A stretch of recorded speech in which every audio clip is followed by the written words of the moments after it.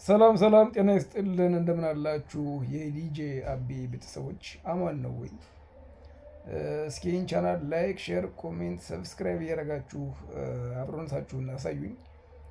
በእርግጥ ጠፍቻለሁ። የጠፋሁትም ያው ኮንተንት አጥቼ አይደለም።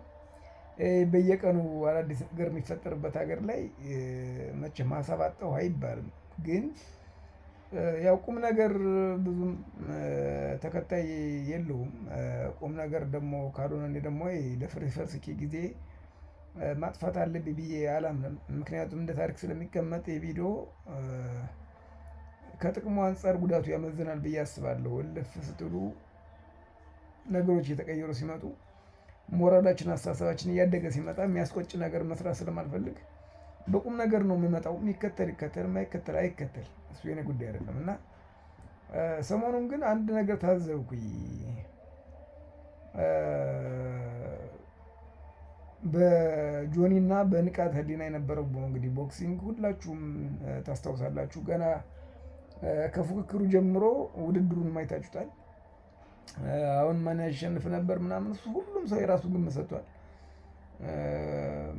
ግልጽ ነበር በእርግጥ ምክንያቱም ሁሉም የራሱ ኳሊቲ ያለው፣ ግን የነበራቸው ልዩነት በጣም ሰፊ ስለነበረ ማን እንደሚያሸንፍ ግልጽ ነበር ከጅምሩ። እውነት ለመናገር ግን ይሄ ብሽሽቁ ምናምን ጉራው ምናምን ለስፖርቱ ያስፈልግ ስለነበረ ያው እንዳየነው ሆኗል ጉዳዩ። እና እኔ ግን ከጨዋታው በኋላ የነበረው ነገር ነው ግራ የገባኝ። ከጨዋታው በኋላ ምን መሰላችሁ ግራ የገባኝ ስላችሁ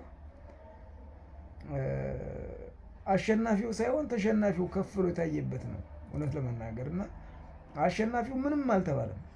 ይህ ማለት ቀድሞም የሆነ ነገር እንደሚያሸንፍ እርግጠኛ ስለነበረ ሰው እንደው ዝም ብሎ ወከባው፣ በዛ ላይ ከክፍለ ሀገር ስለመጣ ድጋፉ ምኑም። እኔ አሁን እንደ እንትን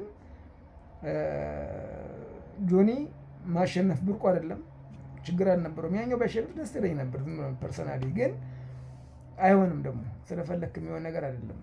ከዛ ውጭ ግን አሸናፊው እያለ ተሸናፊው ከፍ ብሎ የተመሰገነበት ብዙ ነገር ተሸልሟል። ያድርግለት እግዚአብሔር፣ መቼስ ያስፈልገዋል ደግሞ ብዬ አምናለሁ። ግን የጆኒ ስም አልተነሳም። አሁንም ከሴዶ ጋር ሊጫወት እየተባለ ነው። ይህ ልጅ ከዚህ በፊት ያኛውን አሸንፎ ምንም ነገር ክብርም ሳያገኝ አሁን ደግሞ እንደገና ደግሞ ከሴዶ ጋር ያለው ጨዋታ 100% ጆኒ እንደሚያሸንፍ ሁሉም ሰው እርግጠኛ ሆኗል። ይህ ልጅ ነገም ቢያሸንፍ ምንም ትርጉም የለውም ማለት ነው።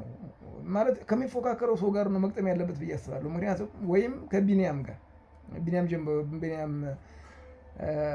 ሽብሬ ጋር ቢገጥም ቢያንስ ፊት ያደርጋሉ ከሱ ጋር።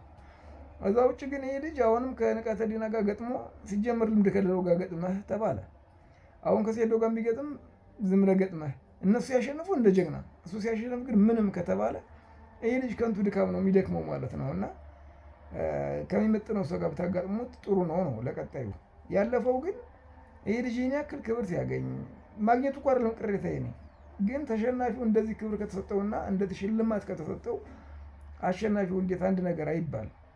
እሱ በተወለደበት አካባቢ ከተከበረ ይህ በተወለደበትና ባደገበት ከተማ እንዴት አንድ ነገር አይባልም? የከተማ አስተዳድሩ ወይም ሌሎች የሚመለከታቸው አካሎች ምን እያሰባችሁ ነው ለማለት ያክል ነው እንደ ሀሳብና።